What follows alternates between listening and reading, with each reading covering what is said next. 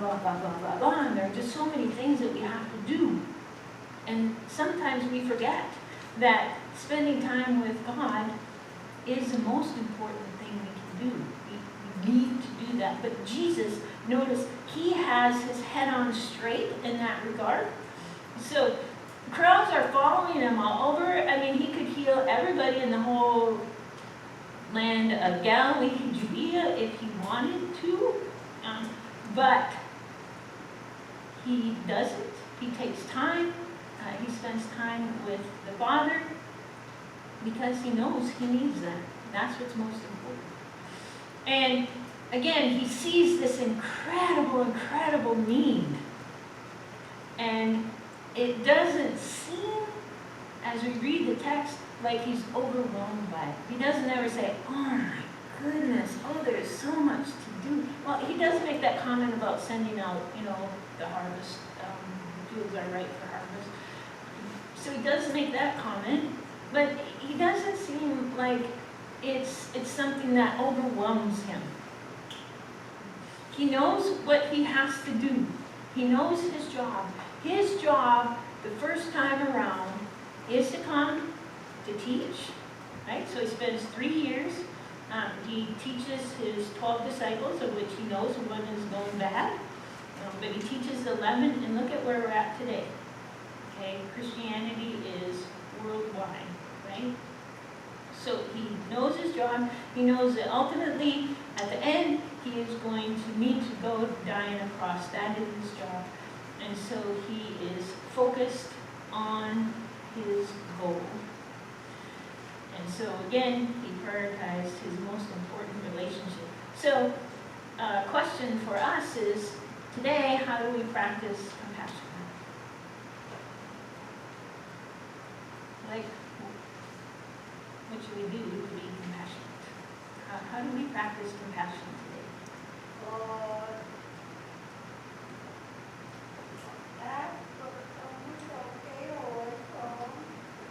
Oh, okay, sure. Ask somebody if they look like they need, you okay? What's the matter? Yep, how you doing? Yep. Do what? Oh, caring about another person? Yep, yep.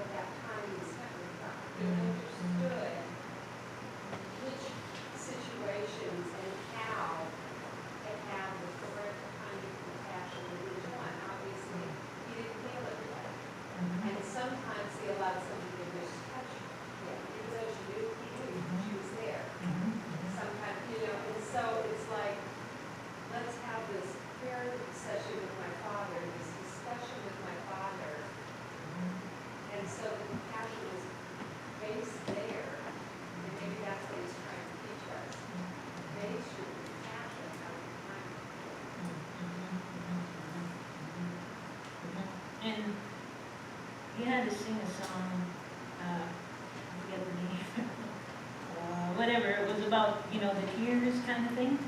Sometimes, that, yeah. We have the idea that everybody should be healthy, wealthy, and wise, kind of, and if somebody is physically ill or something like that, or that is really a bad thing. I had a brother, well, probably not, I had a brother who was in a wheelchair, most of his life, and he was doing ministry. He ministered to the Assembly of God, First Assembly of God Church in town, and he worked with youth, and he would call them up, and he would bug them about their walk with God, and he would, did I say help teach Sunday school? I think that's okay, well, he did anyway. So he had a relationship with these And so he got sick. He ended up, he had a tumor on his spinal cord when he was little. He ended up with one at the base of his neck, and he had a 50-50 chance of actually coming out of the surgery alive. So he said, you know what, I'm good, okay?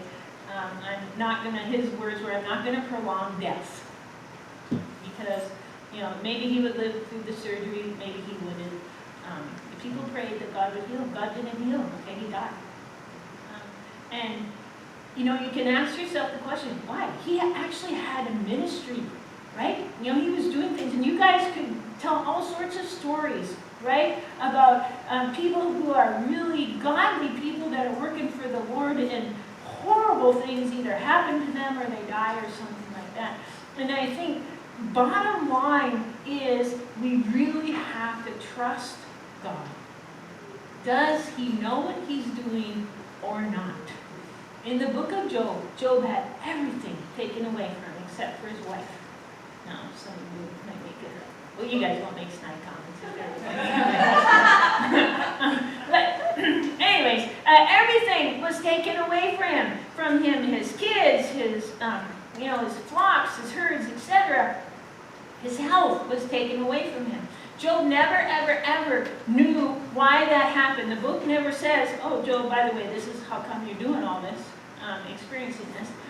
But when God finally talks to Job, even God doesn't say, oh, Job, you know, this is what you're doing a great job, keep it up, buddy. No, does not. It says, hey, buddy, look around you. Okay, who set the stars in motion? You know, who controls the storehouses of snow, etc., etc.? Who can control these big mythical creatures, Leviathan and Behemoth? Okay, who? Me, Job. Okay, I have set the world in motion. Look around, it's working pretty good, isn't it? Trust me. Trust me that I know what I'm doing. And I would argue that Jesus got that. He had a trust in the Lord that was so solid. And that is something I would argue that all of us humans struggle with, and obviously we have varying degrees.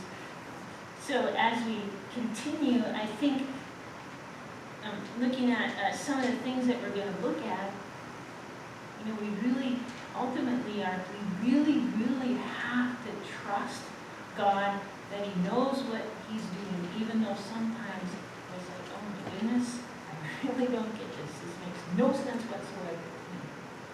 So we pray, and we say, God, am I missing something here? But if God says no, just keep trusting, and that's what we got to do, right? And so Jesus knew why he was on this earth, what his mission was, and so one of the things that he exhibited was compassion. Compassion that the God of the Old Testament very much exhibited, right? Okay, well, that is all for tonight. So thanks. So we will see you in the morning for 10:30 session. And I'm not sure, I think there's something else going on before that. Right. What time?